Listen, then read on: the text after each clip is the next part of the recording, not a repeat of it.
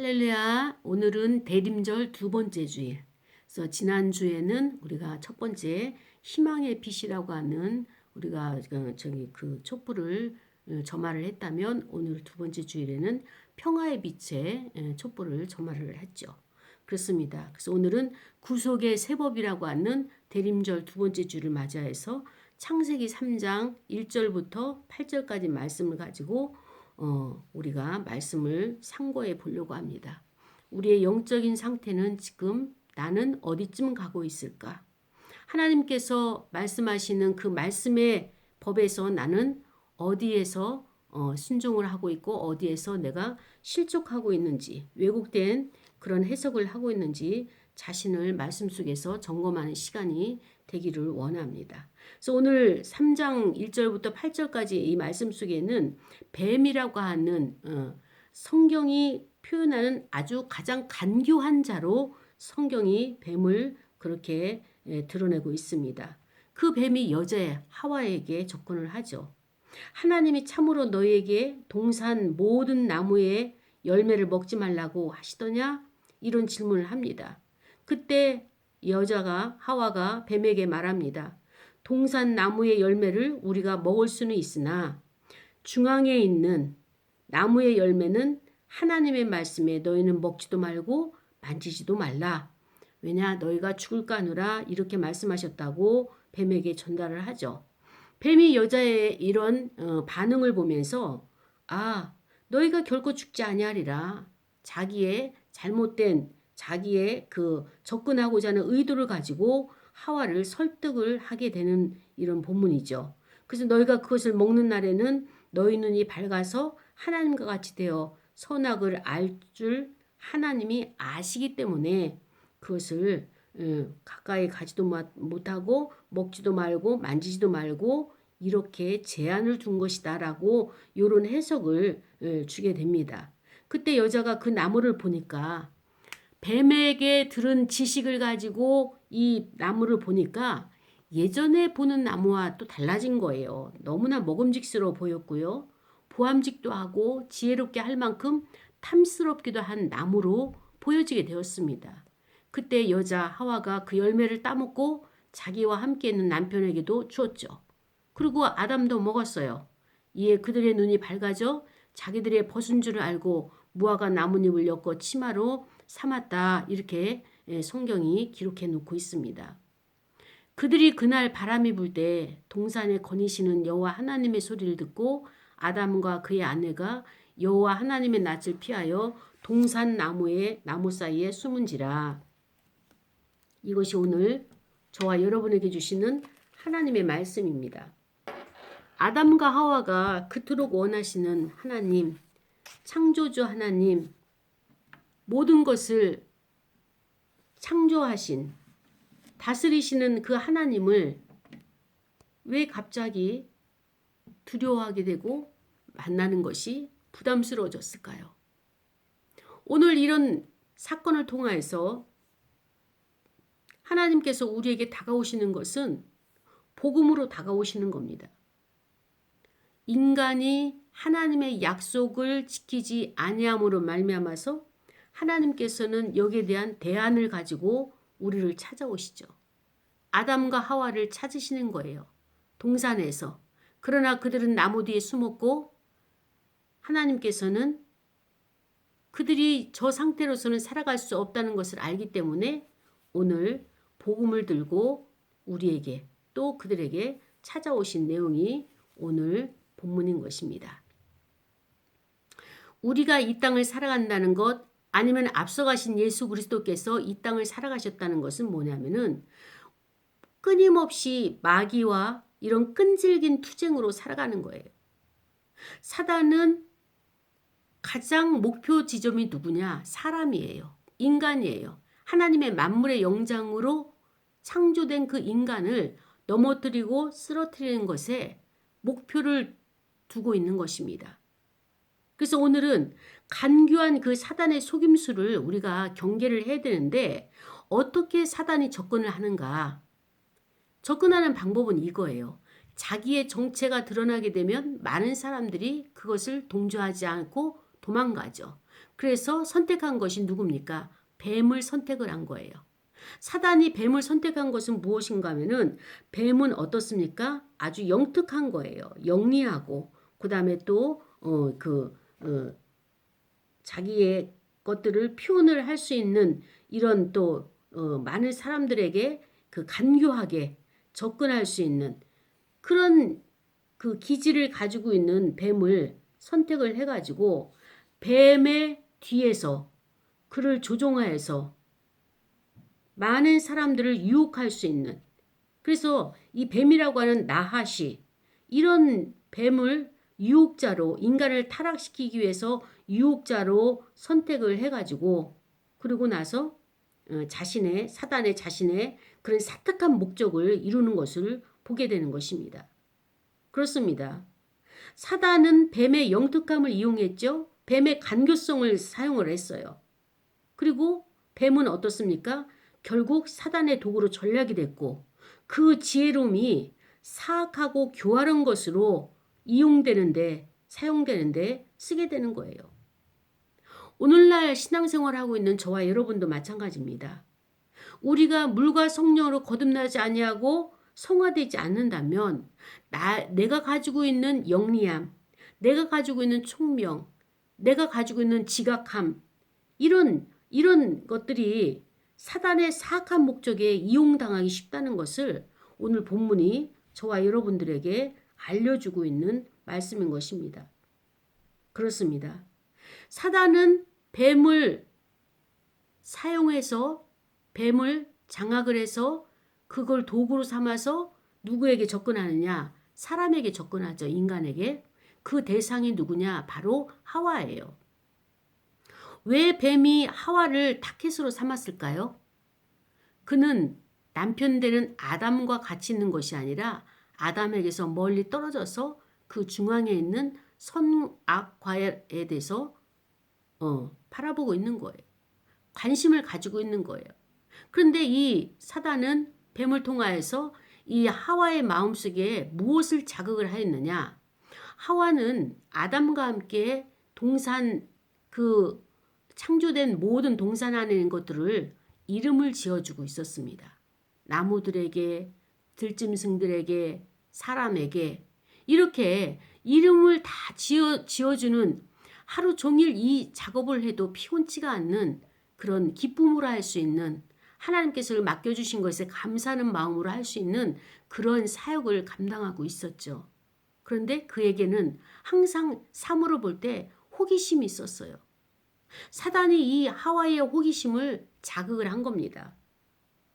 이 호기심의 발동으로 인해 가지고 하와에게서는 하나님의 명령에 있어서 이것을 순종하지 아니하고 그 유혹에 넘어가는 자신의 욕심에 넘어가는 이런 상태까지 가게 되는 것입니다.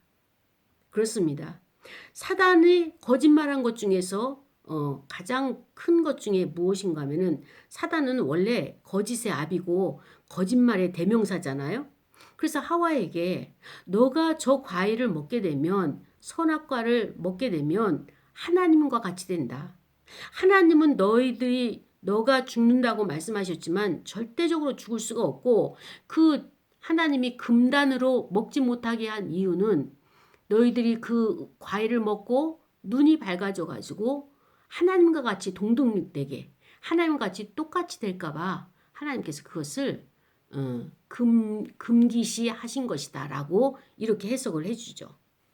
이 하와가 사단의 이 거짓말에 하나님같이 된다라고 하는 이 말을 이제는 하나님이 우리를 판단해 주시고 하나님이 우리를 통치하시고 다스리시는데 여기에서 우리가 벗어날 수 있고 내가 스스로 이것을 해야 될지 말아야 될지 이렇게 판단할 수 있는 이런 자유로움 가운데 살아가는 것에 대한 이 하와의 마음속에 이런 자극제가 되었던 거죠.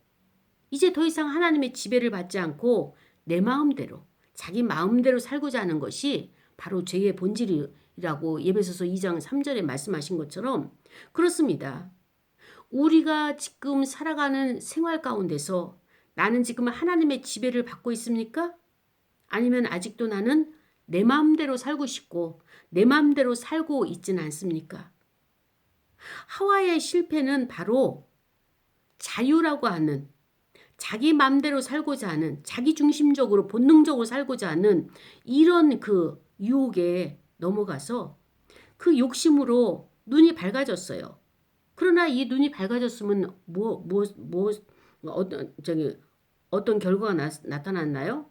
예. 그 선악과를 따먹자마자 하나님을 두려워하게 됐어요. 영적인 눈은 감겨지고 하나님의 두려움의 대상이고 하나님과 친밀감 형성의 대상이 아니라 이제는 거리를 두고 싶고 반대로 세상에 대한 눈이 밝아진 거예요. 아, 내가 이렇게 잘못 살아왔구나. 세상에 있는 사람들은 많은 것을 지배하고 거기에 대해서 탐욕을 부리고 다 자기 것으로 누리고 살아가는데 나는 하나님의 말씀의 법 안에 있다 보니까 세상의 것을 내가 제대로 누리지도 못하고 그 먹음직스럽고 보암직스럽고 탐스러운 이 열매들을 내가 이것을 하지 못한 영적인 순결의 눈은 어두워졌고 세상적인 죄의 눈은 밝아진 자신을 보게 된 거죠.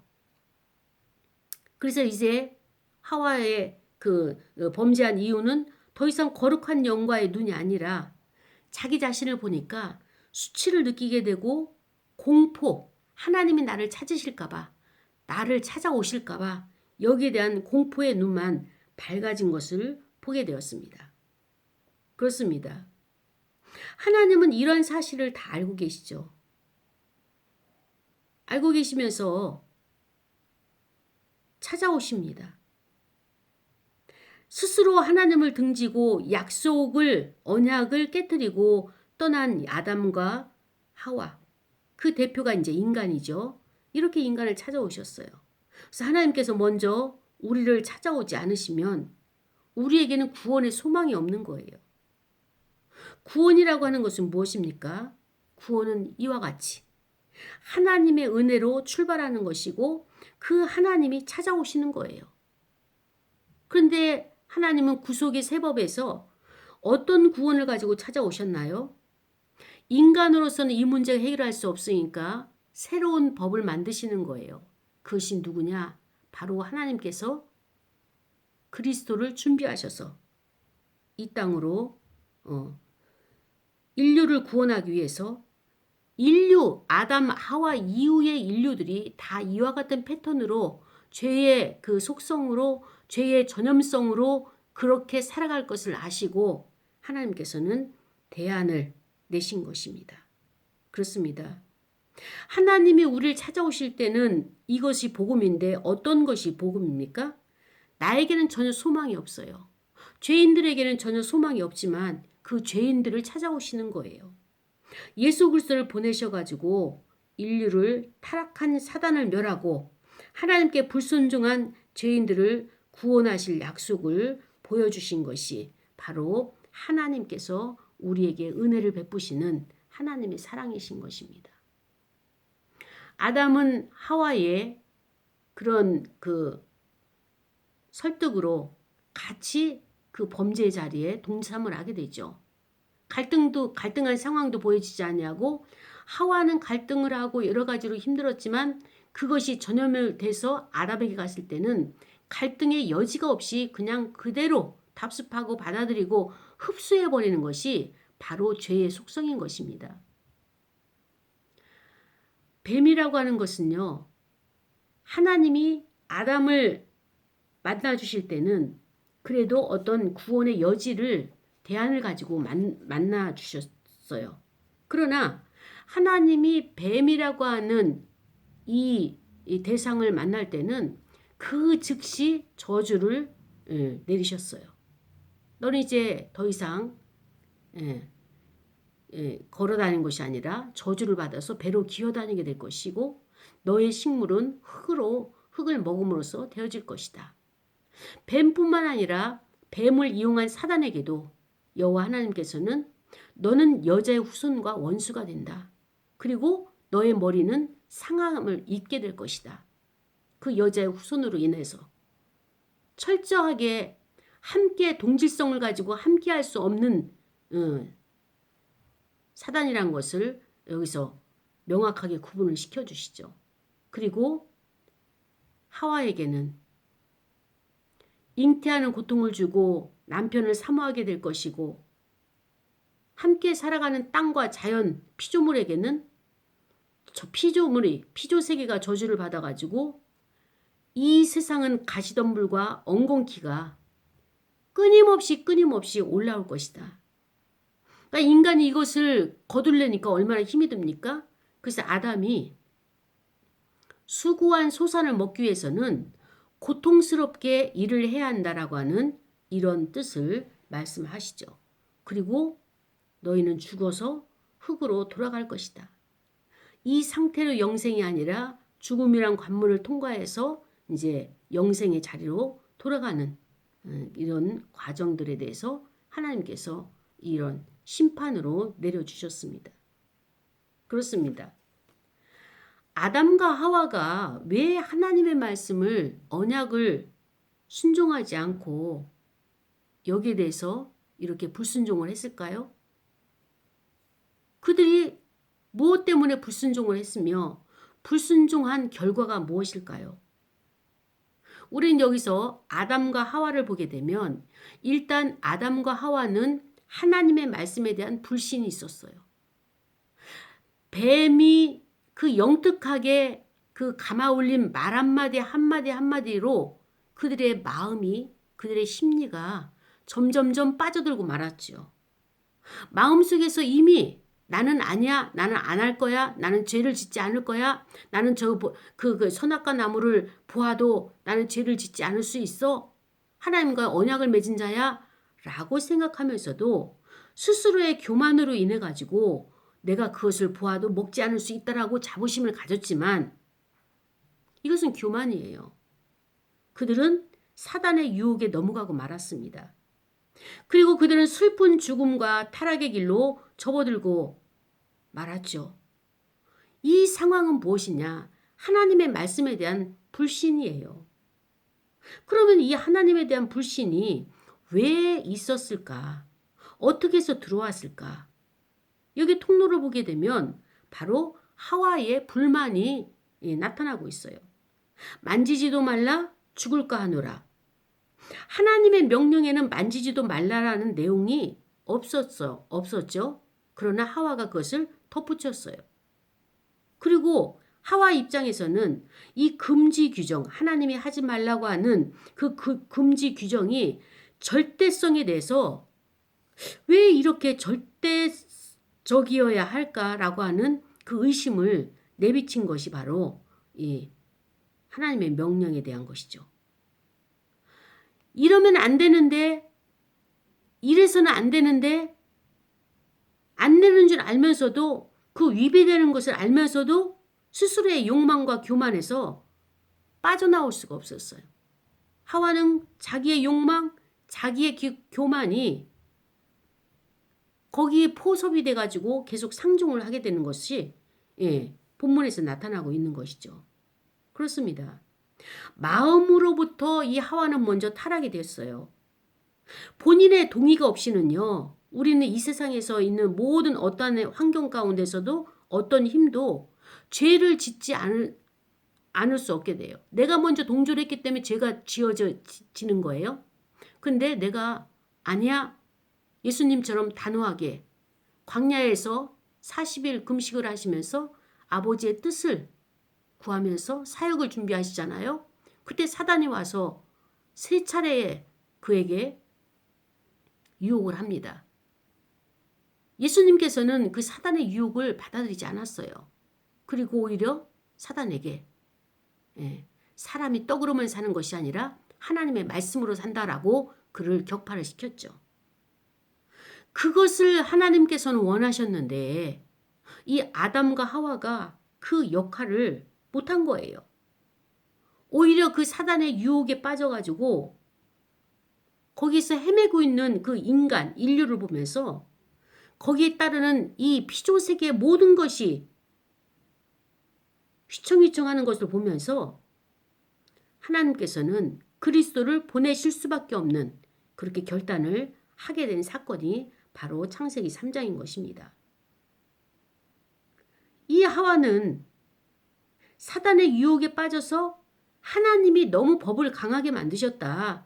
여기에 대한 지금 현재의 상태, 다른 것을 다 과실을 먹을 수 있도록 하나님이 해 주셨음에도 불구하고 사단이 가려놓은 것이 무엇입니까? 너희가 그것을 먹게 되면 하나님과 같이 될까 봐서 하나님께서 그것을 먹지 못하도록 금기한 거다라고 하는 것을 받아들였죠. 그리고 동산 중앙에 있는 이 과실, 선악과가 왜 예전에는 안 보였는데 지금은 보암직하고 탐스럽기도 한 그렇게 눈이 그렇게 바뀌어졌을까요? 하나님은요, 동산에 있는 모든 각종 실과를 임의적으로 먹도록 다 허용하셨어요. 그러나 단 한 가지 그것을 가지고 하나님을 기억하도록 한 그 장치를 가지고 이 사단이 거짓으로 하나님은 폭군이고 전제자고 그리고 인간이 불만을 야기시킬 수 있도록 이렇게 인간의 활동을 제약하고 속박하는 것이다라고 이런 설명이 하와에게 전달을 하는 거죠. 그러나 하나님은 자유와 사랑의 하나님이십니다. 모든 것을 다 사용하고 먹게 하셨어요. 그러나 남편과 홀로 떨어져 있는 하와는 금단의 나무인 선악과 가까이에서 늘 홀로 있었어요. 이것을 사단이 뱀을 통하여서 타켓을 삼게 되는 것입니다. 하와의 안에는 무엇이 있습니까? 저것까지도 먹고 싶다. 하나님이 주신 동산의 각종 모든 실과를 다 먹고 임으로 먹을 수 있는 그런 하나님의 만족함, 이것을 주셨음에도 불구하고 이것이 만족하지가 않고 없는 것이 저 따먹지 못하는 선악과가 늘 그리웠어요. 그리고 나는 결핍이다. 저것이 채워지지가 않아서 지금 오늘도 행복하지가 않아. 나는 언젠가 반드시 저것을 먹고 싶다. 그러나 죄이기 때문에 하나님의 약속을 어기는 거기 때문에 먹지는 않을 거야. 그러나 마음속에서는 계속 먹고 싶고 탐스럽고 그 다음에 또 보암직하고 먹음직하고 이런 것들이 잔상들이 떠나가질 않는 거예요. 그러다가 결국에는 하와가 그 과실을 먹게 되는 것이죠. 사단의 간교한 거짓말은요. 너희 눈이 밝아서 선악을 알 줄 아는 영적인 해안이 열린다. 이거예요. 그리고 너희들이 하나님과 같이 신적 능력과 지위를 획득하게 된다. 이런 말을 하는 것입니다. 상대적으로 하나님은 이기적인 신이고 거짓과 위선의 신이라고 이렇게 매도하는 것에 하와가 과감하게 물리치지 못하고 같이 휩쓸려가고 동조하게 되는 거기에 넘어가는 이런 현상이 지금 나타나고 있는 것입니다. 사랑하는 여러분, 오늘날 많은 책들이 나오고 있어요. 뭐 자기계발서나 아니면 미래에 대한 예언이라고 하면서 기독교 백서가 아닌 기독교 안에서의 그런 도서가 아닌 다른 일반화된 다원적인 이 책 중에서 그들은 이렇게 말합니다. 우리 안에 신이 있고 나도 곧 신이다.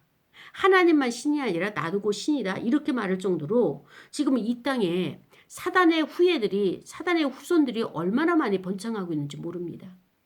우리는 대림절을 맞이해서 빛으로 오시는 그 하나님, 빛으로 오시는 그 예수 그리스도, 그분이 오셔가지고 우리 안에 있는 깊은 죄의식에 대해서 이것을 드러나게 하실 거예요.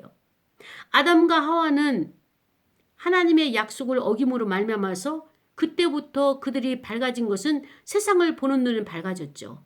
그런데 그것이 밝아지다 보니까 두려움이 커지고 고통이 커지게 되는 겁니다.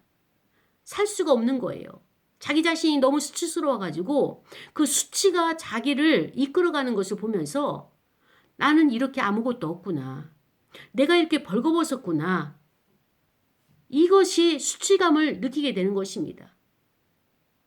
그때 하나님께서 아담과 하와에게 찾아오셔서 말씀을 하십니다. 누가 너의 벗었음을 너에게 알려주었느냐? 누구를 통해서 어떻게 벌거벗은 사실이 수치가 된다고 이것을 너희가 알게 되었느냐? 내가 너더러 먹지 말라 한 그 선악과를 먹는 일이 죄가 되는 것을 너희가 알지 못했느냐? 이때 하나님의 명령과 권위가 땅에 떨어졌어요. 아담이 이것을 무시했어요. 아담이 하와에게 교육하고 양육하는데 게을리했어요. 하나님께서 명령을 어길 때는 허물과 죄책을 반드시 당하게 될 것이라는 이 엄중한 경고임에도 불구하고 내가 먹었느냐 질문했을 때 결국 아담은 실토할 수밖에 없었습니다.